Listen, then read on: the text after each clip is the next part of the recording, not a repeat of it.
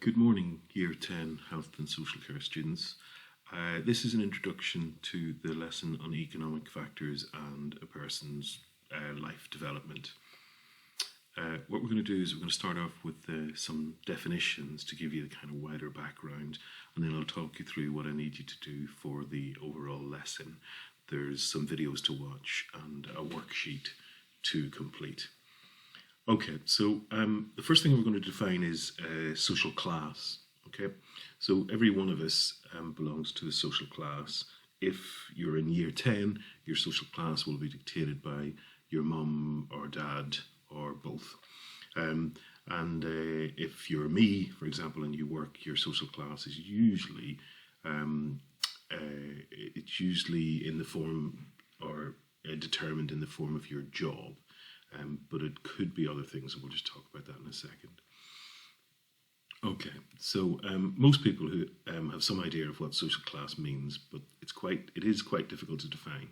So it's widely understood that those who belong to a higher social class, so if you're higher up the social scale, you have a higher income, so you've got more money coming in and more opportunities in life, and you have more than people who are from lower down the social classes.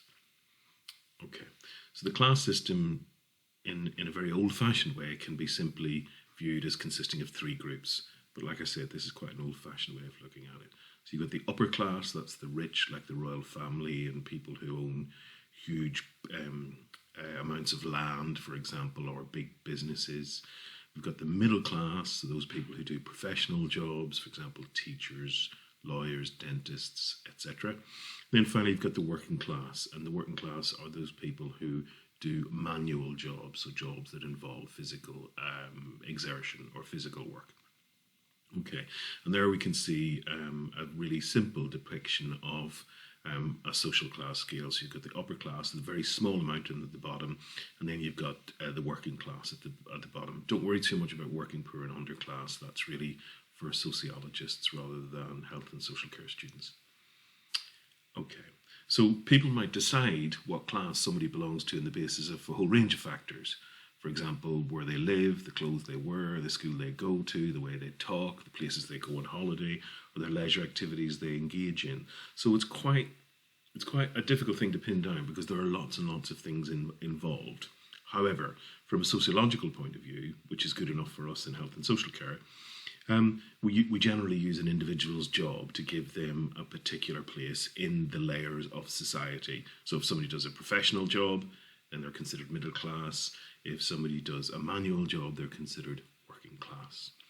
Okay, so towards the end of that slide there is where you're going to get your definition of social class to put into your worksheet.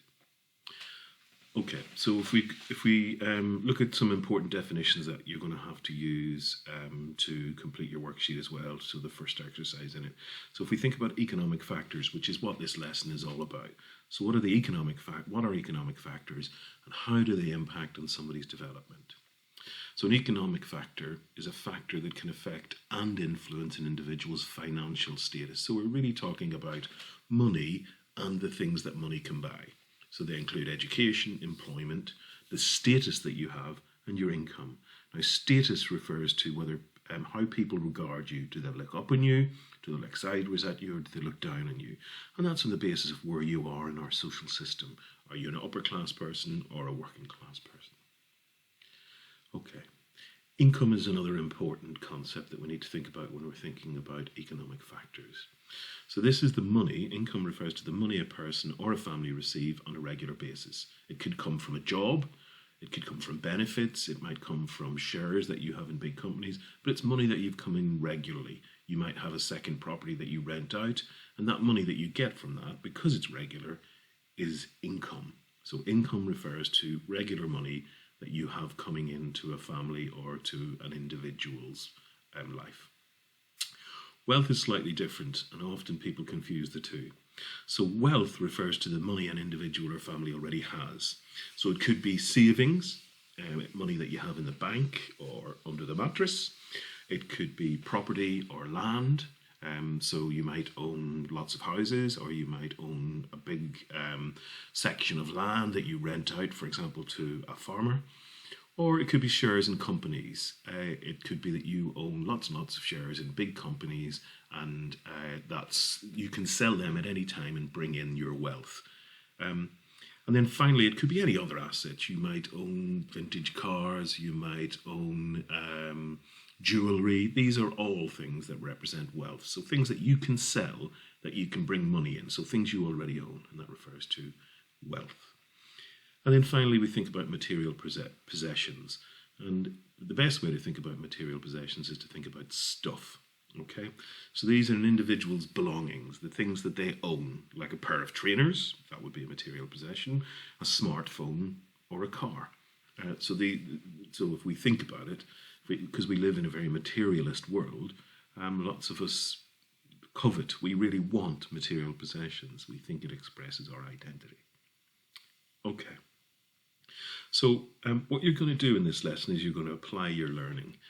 So first of all, what I want you to do in the worksheet that I've put in week 5 is I want you to decide if the factors that I've put there, do they relate to negative or positive impacts of a person's economic conditions. So you'll be able to see in the worksheet, you'll see underneath the table, you've got a series of boxes that have got different statements in them, and you've got to decide, is this economic factor a positive or negative thing in relation to somebody's development? Then just to develop this idea of our pies, physical, intellectual, emotional, and social development, once you've decided whether it's positive or negative, does it relate to somebody's physical development, their intellectual development, their emotional development, or their social development? And that'll give us an idea of how somebody's economic background impacts on their development. Then what I want you to do is to apply your learning. So you now understand how economic factors affect an individual's development from a young age. We're going to look at 2 case studies, and we're going to use 2 videos that I've sent the link to you in week 5's materials, in the learning instructions. One's based on people from a family who have a low economic status and are from the working classes, if you like, the bottom of the working classes. And another is a family and a boy who comes from a much more privileged background. And what I want you to do is to think about how the economic conditions that these 2 boys are born into affect their development, their life chances, and ultimately how they end up. So on the left here we can see Sam, and Sam lives in Leicester.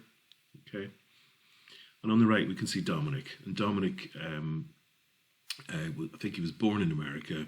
He was brought up through his early years in Singapore, and he is now being sent to a top boarding school in the southeast of England.